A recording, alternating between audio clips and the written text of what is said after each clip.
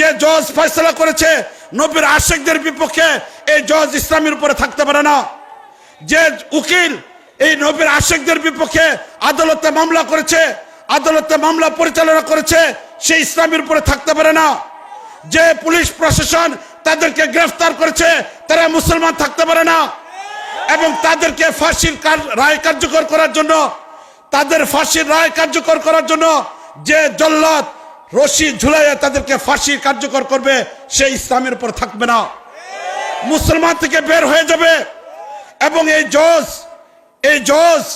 এই উকিল, এই পুলিশ প্রশাসন মাসলার দিক থেকে তাদের স্ত্রী তাদের থেকে আলাদা হয়ে যাবে।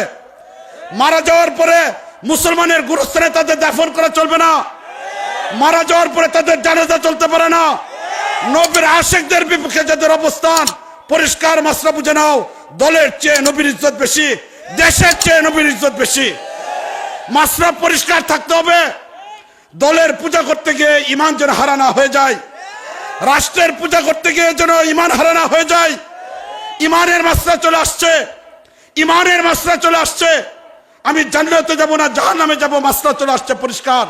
আমার এখন পরিষ্কার করতে হবে আমি কোন পক্ষের মানুষ, কোন দলের মানুষ, এটা আমার পরিষ্কার করতে হবে। মুআজ্জাজ হাজরিন, মাসলা পরিষ্কার চলে আসছে।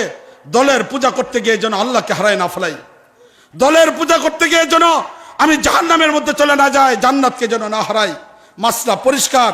যারা শাতেমে রাসূলের ব্যাপারে ধরনের কাজ করবে, পক্ষ অবলম্বন করবে আর নবীর আশিকদের বিপক্ষে যাবে, তাদের ব্যাপারে মাসলা পরিষ্কার।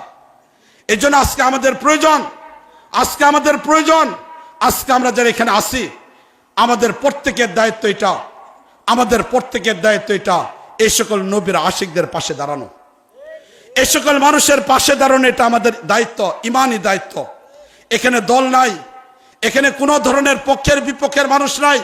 যদি তুমি মুসলমান হয়ে থাকো, যদি তুমি ইমানওয়ালা হয়ে থাকো, যদি তুমি ইসলামকে ধর্ম হিসেবে গ্রহণ করে থাকো, তুমি যদি পরিষ্কার এই কথা বলো নবীর উম্মত, তাহলে আজকে আমি যে মাসলা এখানে উল্লেখ করেছি তার পক্ষেই তোমার থাকতে হবে।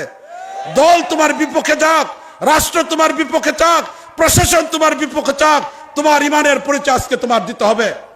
সবকিছুর ঊর্ধ্বে উঠে আজকে আমাদের এই কথা পাশে পরিষ্কার বলতে হবে, যারা নবীর আশিক তাদের পক্ষে আমরা আছি, যারা নবীর আশিকের বিপক্ষে, শাতেমে রাসূলের পক্ষে, আমরা তাদের পক্ষে নাই। ঠিক না বলেন? এটা আজকে আমাদের ইমান, আজকে এটি আমাদের ইমানের পরিচয় চলে আসছে। মুআজ্জাজ হাজরিন, কখনো কখনো ইমানের পরিচয় দেওয়ার দরকার পড়ে যায়, কখনো কখনো ইমানের পরীক্ষা দেওয়ার সময় চলে আসে।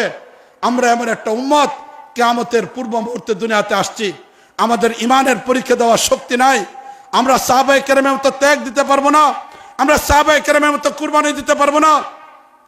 আবু বকর রাদিয়াল্লাহু তাআলা আনহু তাবুকের যুদ্ধের মধ্যে সব নিয়ে আসছিলেন। বদরের যুদ্ধের ময়দানে তিনি বলেছিলেন, আব্দুর রহমান, তুমি আমার ছেলে হতে পারো, তুমি আমার সামনে পড়তে, আমি তোমাকে হত্যা করে ফেলতাম। উমর রাদিয়াল্লাহু তাআলার মতো সেই কথা বলতে পারবো না, হে আল্লাহর নবী, আমার আত্মীয় স্বজনের বন্দীদেরকে আমার হাতে তুলে দেন, আমি তাদেরকে হত্যা করব, এই কথা হয়তো আমি বলতে পারবো না। কিন্তু মুআজ্জাজ হাজরিন, ইমানের পরীক্ষা মাঝে মাঝে হয়। আজকে আমার বাংলাদেশে ইমানের পরীক্ষার জায়গা চলে আসছে।